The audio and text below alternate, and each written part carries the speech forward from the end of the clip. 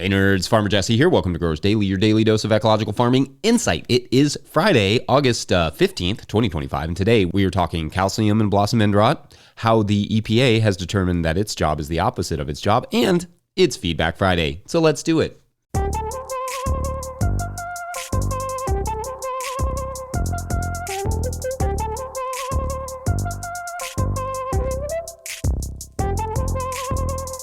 All right, happy Friday, everyone. I hope you all are geared up and ready for another fun and exceedingly hot weekend, or at least that's what it is here. The heat is just unrelenting this year. Got a couple great 20-second videos, though, yesterday of fails. One from Lamb's Quarters Farm having raccoons in the sweet corn, and Jasmine in North Alabama fighting unending grasses. I feel that on both fronts, y'all. The solar fence charger going down in the middle of the sweet corn season feels a little too convenient, though, raccoons. Getting a little bit too obvious here. Please continue to send those 20-second garden fail videos, though, to farmermike@no-tillgrowers.com. Love seeing that. Love seeing your farms. It's just so cool. And also love helping people to know that it's okay to have some messes in the gardens from time to time. Literally every grower you follow does. Anyway, it's Friday, which means Feedback Friday, where we explore what you all were saying about this week's topics. On Monday, we talked about language and about water collection, and I also mentioned more watermelon juicing. It's just kind of what I'm doing right now. On that point, at Dulet7960 wrote, quote, any diploid seeded watermelon variety can be used as a pollinizer for triploid seedless melon production. It might be more efficient for a commercial grower to use those small, very seedy, almost inedible types specifically to grow the seedless crop, but in a home garden, just use a high-quality seeded melon for this purpose. Then you can enjoy all the fruits. 1 seeded plant per 3 seedless plants is typically recommended for good pollination, end quote. So yeah, this is technically true and also kind of a good idea for, home growers. The only concern is that the pollinator melons that come with the seedless melons bloom more and for longer. So the risk of not getting the proper pollination you need for the seedless watermelons is a bit lower if you use the pollinator seeds that they give you. But perhaps if instead of the pollinator melons, you grew maybe 2 melons you liked, the chances are you would, be covered in your pollination. I will say, though, that I kind of like growing the pollinator melons because I don't feel bad just, juicing them. Other melons, I'd feel like I'd have to eat them or sell them, but like these pollinator melons, they're just juice to me. And at this point that I love my watermelon juice. You're welcome, winner me. On the water collection stuff, at NoVampires223, heard that, wrote, quote, I have looked for ways to clean 5,000-gallon tanks. Being disabled, I am not climbing into that tank. I came across info from Canada where it is illegal to let someone climb into the tanks where they use hydrogen peroxide. More research is required, but sounds good to me. It smells better than bleach, and you don't have to scrub the tank. Love your show, Jesse, end quote. Great, yeah, thanks. Good addition here. I think maybe a power washer and maybe a little hydrogen peroxide would be sufficient for the cleaning. But if it's particularly mucky in there, you may have to hire someone to clean it, if even with a big scrub brush, if they're not allowed to get into the tank itself. But anyway, not the worst idea to clean those out occasionally. At Asteria4279 asked, quote, for water collection, if you're using it to water plants, not for direct human consumption, what is the problem with algae in the tank? My brain is thinking it might actually be nutritious, like a little seaweed every time. In fact, could you put a little solar-powered bubbler in there and encourage algae growth to create a little extra nutrition as you watered with it, end quote. Good question. And the biggest issue with any sort of algae in the tank is just it's going to be physical. It just has the high potential of clogging the pipes, though there may also be some small risk with toxins such as cyanobacteria. In some cases, algae can be beneficial, certainly, and maybe an excellent soil amendment or compost addition, but not likely worth the risk to have it in your water tanks. Just maybe more trouble than it's worth. On Tuesday, we discussed flea beetles, and there are lots of good comments and questions in there. At Devin Clement wrote, quote, I recently bought a flame weeder that I haven't really implemented in my system that much yet, LOL, but I wanted to ask if doing an extra slow pass over plots with insect problems could kill off some of the eggs and larvae, or will the soil be too insulating for the heat to affect them, end quote. Great question. And the answer is, probably wouldn't be super effective even if you went slow. Soil is incredibly insulating, which is why you can, for instance, run over a bed of shallowly sown carrots right before they're germinating to clear the bed of weeds that germinated before the carrots do without killing the carrot seed. Like it, the soil insulates it pretty well. Not that it would hurt necessarily, but that's the idea. At LKSF9820 wrote, quote, "Not a fantastic solution, but I found flea beetles were at their worst in spring. The later on the season got, the less damaging they were. So I potted on, as we call it here, putting susceptible plants in pots and keeping them away from the soil until later on in the year. They were not only bigger and stronger and able to cope, but also the flea beetle activity had died down a bit. More time and expense, but it worked," end quote. Yes, this is a good addition. And in fact, timing is something I neglected to mention about this subject because it is actually referenced several times in the literature. You can time your plantings around their hatchings. For instance, planting potatoes later rather than first thing in the spring. But the flea beetle's prime seasons will differ a bit by species. As market gardeners, waiting longer is not always an option because our job is oftentimes to beat the market. But for sure, there is something to be said with practically any pest about timing your plantings. And if you have the space to pot on/pot up, that can help. Sure. Of course, make sure the plants in the greenhouse are protected too, as flea beetles are clever enough to find the greenhouse tables. Stupid nature in all its intelligence. On Wednesday, we had the great Nathan Rutz on to talk about composting, Pete, a worker-owned co-op operation, and all sorts of other stuff. Lots of complimentary comments about that particular conversation, which is always cool to see when we have guests on. You all are super awesome about that. So thank you. And the Pete Moss segment of the conversation started many good threads in the comment section that will be too much for me to get into here, but you can go and read them over at YouTube. At Brandy Stack wrote, quote, "I desperately want the 5-hour unabridged version of this conversation. You'll just have to come to one of our conferences when Nathan and I get together, and now he drinks beer and I hang out." But anyway, they go on. So cool, getting some history in there. I do want to mention that the study referenced in the peat portion was paid for by the Canadian Sphagnum Peat Moss Association, and thereby not typically a study I'd put weight behind, but I agree that the alternatives aren't better. Also, I think for a soil purveyor to use peat in conjunction with composting may be closer to carbon neutral. Certainly, Miracle-Gro isn't making compost and is an extremely extractive model. Please don't get me started on the microplastics in those synthetic fertilizer balls it comes with. Ugh. As always, a riveting episode. Thanks, y'all. End quote. I agree. Fun one all around, and Pete deserves more segments, so I will make sure at some point to get deeper into that subject because there's a lot that could be said. So we'll do that. Huge shouts to Nathan for coming on. Love chatting with him. Then on Thursday, we talked about toxins from plants versus chemicals and herbicides, and the UGA fan 24 wrote, quote, "There are many types of herbicides. They're used in different ways for different purposes. They, quote unquote, persist at different rates. It's not the case that, quote, manufacturers want the chemical to stay in the soil and block weeds for as long as possible. Herbicide carryover affects conventional farmers as well, not just gardeners that really want to use manure from and hay for animals they don't own. Manufacturers do encourage farmers to read the label," end quote. Thanks. And I didn't think I was totally unclear about that, but in case I was, not every herbicide is persistent herbicide. Those are kind of a specific thing, but definitely some are.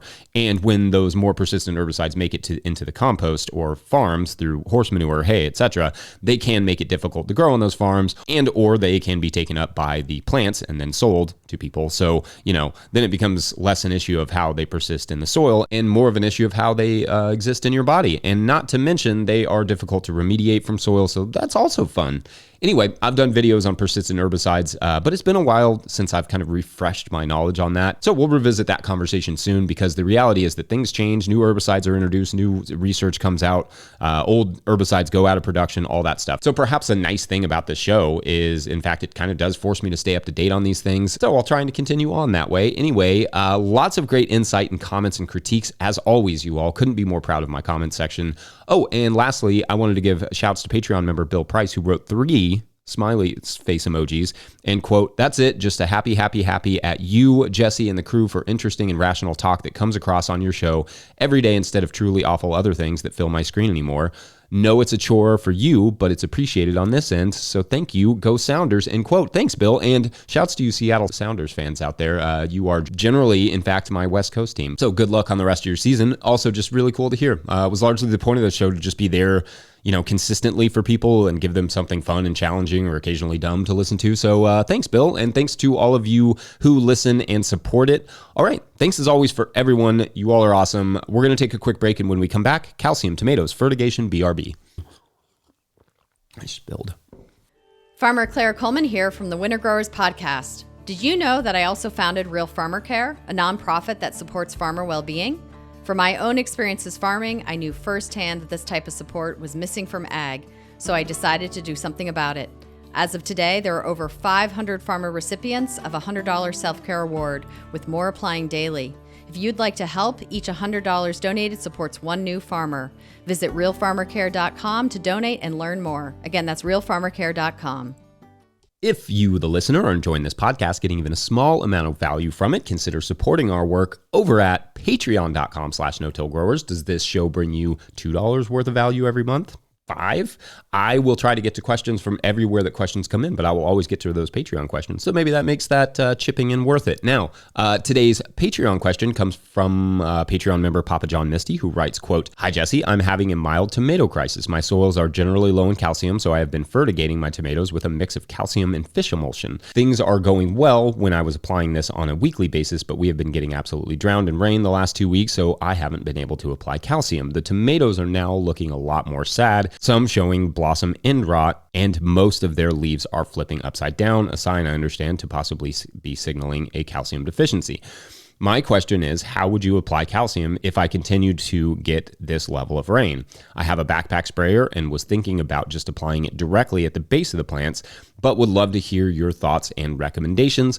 Looking forward to next year, do you think applying compost amended with calcium specifically to the tomato bed would help prevent a situation like this?" End quote. All right, so great questions here. Let's talk calcium and let's talk blossom end rot a little bit too, and also what I've done in the past that works pretty well for us and is fairly simple. First, calcium is important in soils for a number of reasons. It helps in soil aggregation. It helps microbes to colonize plant and mineral surfaces. Calcium is important for stabilizing soil organic matter, among other things. It's a nutrient that you're going to need and want to build healthy soil and healthy plants. In a situation where a soil test indicates low calcium in your soil, obviously, first and foremost, just listen to the agronomist's recommendations for how to approach that. But a soluble calcium like what you're referring to is always going to need some amount of refreshing. So you will also, or alternatively, want to look for more stable forms, such as gypsum in alkaline soils or calcitic limestone in acidic soils, to help stabilize the calcium in the soil for next year. Eggshells are a nice lo-fi option as well that a lot of people use. There's research that has demonstrated that the calcium carbonate found in eggshell powder can be effective, increasing your calcium availability. What we will do is toast eggshells lightly, crush them with a mortar and pestle, and add those to a compost slurry to be added to beds or just directly onto a compost pile. If the eggshells are left whole, the calcium will not be as accessible as quickly. Again, the smaller the particles, the more surface area for the microbes to access. I really like compost as my mediator because calcium will require healthy microbial populations to make the nutrients available to plants and other microbes. So adding small amounts of these amendments to compost or compost slurries and adding it to my soil is my preference. This is in fact how I like to address blossom end rot, though blossom end rot is not solely about calcium, but we'll talk about that in a minute. Basically, like I said, I make a slurry of water and compost and toasted powderized eggshells and let that sit overnight, and then add it the next day to a small furrow in the bed that I then recover with soil. Another potential lo-fi calcium option would be when you're in need of a quick fix, like it sounds like maybe you are here, Bill, that can be made at home is using the water-soluble calcium preparation from Korean Natural Farming called WCA. This is made by toasting or grilling small eggshell pieces. Do not burn them. That's not recommended. Then add those to a glass jar, glass container with enough brown rice vinegar to cover it. Usually it's suggested the container be 3/4 full. I think just make sure you get over top of the eggshells. Cover that glass jar with a breathable cloth, and a rubber band usually works fine. Leave that in a cool, dark place for a week or a week and a half. All the bubbling should have ceased by the time, that time has elapsed. Then strain it into a jar and store it in room temperature and in a dark place out of the sunlight. And it will store for quite a long time. I don't know exactly how long, I guess, but use it at a ratio of 1 to 1,000, so a little less than a teaspoon per gallon of water. That can be used as a foliar spray, but again, it takes about a week to make, and do not use much more than that 1 to 1,000 ratio or risk, causing some burn to your plants, because there's some vinegar, acetic acid in there, which is a natural herbicide. Now, back to the blossom end rot thing. That is kind of a calcium deficiency, but it is also more of a calcium access thing, meaning oftentimes blossom end rot is actually a sign of a lack of calcium in water or a poor water delivery rather than how much calcium is actually present in the soil itself. Though, of course, in low calcium soils, it can also be a sign of, well, just low calcium. So that may be too little water, but it can also be too much, like your example here, Papa John Misty. But start addressing blossom end rot by addressing the water management first, because that may solve the problem without the need for doing time-intensive tasks like foliar spraying. Or if there's not much you can do about the rain, which most of us can't, I would have happily saved some of our rain from the spring for this fall. Anyway, then a foliar spray may certainly help for the time being. Anyway, I hope that was helpful. Otherwise, we're going to take a quick break, and when we come back, the EPA thinks every day is opposite day. Be right back. Today's episode is brought to you by Farmhand. We know it's peak season, you're busy, but the messages you send now are what drive renewals later. That's why Farmhand is offering free, instant access to their farmer-built newsletter builder. No demos, no setup fees, just drop your logo, upload your list, and start sending farm-branded emails that boost sales, engage members, and save you hours each week. Get free access today at farmhand.partners/no-till. That's farmhand.partners/no-till. All right, back to the show. Okay, so the goings-on of the EPA, the Environmental Protection Agency, are not on everyone's radar, but if you believe like I believe, and like the science demonstrates, that the environment and your health are inextricable, then, well, it's not the worst idea to just keep up with what these folks tasked to protect the environment, and by proxy your health, are up to. And given the EPA's actions over the last few months, let's all see if this sounds like a group who has any intention of protecting the environment and your health. So, to back up, this agency was created by Richard Nixon to, well, protect the environment. With massive quantities of unchecked industrial and personal waste, the environment in the late 60s was in a tangibly disastrous state. Quoting Time magazine article on the EPA's history, quote, "The evidence was right in front of citizens' faces. Pollution had gotten bad enough to be undeniable, and science had become advanced enough to make the reasons why clear. In 1963, smog had killed 400 New Yorkers, and the Lake Erie's oxygen content had become so depleted that the center of the lake sustained precious little life. An oil spill off the California coast in 1969 coated 400 square miles with slime and killed hundreds of birds. Scientists announced that auto exhaust was at high enough levels in some places that it could cause birth defects. The city of St. Louis smelled, as one resident put it, like an old-fashioned drugstore on fire," end quote. I've never seen or smelt a drugstore on fire, but somehow that's like the most evocative phrase. Anyway, so the EPA was formed in the summer of 1970, and its first administrator, William D. Ruckelshaus, said the EPA had, quote, "no obligation to promote agriculture or commerce, only the critical obligation to protect and enhance the environment," end quote. Awesome. That's great. We need such an agency. Again, you breathe the environment, you drink the environment, you eat the environment. It is not the worst idea to protect it. So the EPA served that mission, or at least it was supposed to. Until now. In March, current EPA Administrator Lee Zeldin announced a reorientation of the EPA's mission to, quote, "lower the cost of buying a car, heating a home, and running a business," end quote. So effectively, the opposite of the original intention of the agency. Quoting a New York Times article on the subject, quote, "Mr. Zeldin said the EPA would unwind more than 24 protections against air and water pollution. It would overturn limits on soot from smokestacks that have been linked to respiratory problems in humans and premature deaths, as well as restrictions on emissions of mercury, a neurotoxin. It would get rid of the good neighbor rule that requires states to address their own pollution when it's carried by winds into neighboring states, and it would eliminate enforcement efforts to prioritize the protection of poor and minority communities," end quote. So that's neat. In June, it was reported they wanted to reconsider the ban on the last type of asbestos that was used in the U.S. and was, in fact, banned last year for, causing cancer. In July, the EPA brought 3 herbicides containing the chemical dicamba back online after it had been banned for use for its tendency to drift into neighboring farms and damage non-GMO crops. It probably helps when a soybean lobbyist and previous advocate for this chemical is now the Deputy Assistant Administrator in the EPA's Office of Chemical Safety and Pollution Prevention. Though to be fair, the whole leadership team is kind of a menagerie of special interest groups now, so that's, a thing. The EPA's research budget is being torched as well, because I guess who needs to know what's happening in the environment, right? The EPA, canceled $7 billion for the Solar for All project. They are getting rid of the 2009 endangerment finding, which found significant scientific evidence, which found that 6 greenhouse gases produced through the burning of fossil fuels, quote, endanger the public health and public welfare of current and future generations, end quote. So yeah, I guess that one had to go.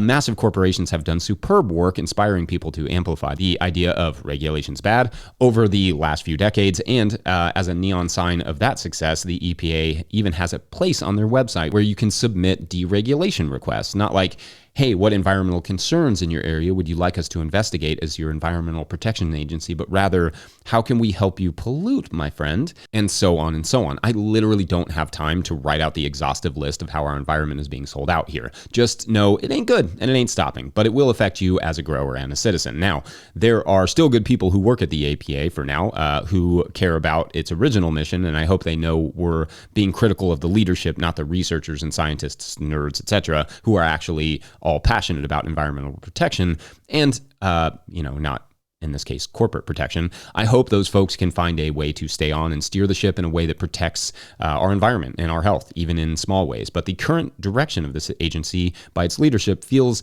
like it's not just a dereliction of duty, but a rigorous, aggressive, calculated betrayal of it. It will affect food, water, and air, hunters, fishermen, farmers. Everyone will lose, except the corporations. They've got a sweet setup here. Anyway, some of this stuff is still open for public comment if you want to, let them hear about it. They have made it masterfully difficult to navigate that, so I'll link that in the show notes. Otherwise, I think that's going to do it for the week. By Friday, don't forget, No Till Growers is now officially a nonprofit 501c3, so donations are tax deductible and greatly appreciated. You can learn how to chip in the show notes. Please make sure to like and subscribe and or follow wherever you're getting this podcast. That's an easy way to help us out as well. Enormous thank you to all of our show sponsors, and if you'd ever like to sponsor the show, you can reach out to Farmer Michelle at notillgrowers.com. Huge shouts to Willie Breeding for the theme music and Mike Hilbert for the production help and editing. Also, shouts to Epidemic Sound for the background music that you can hear.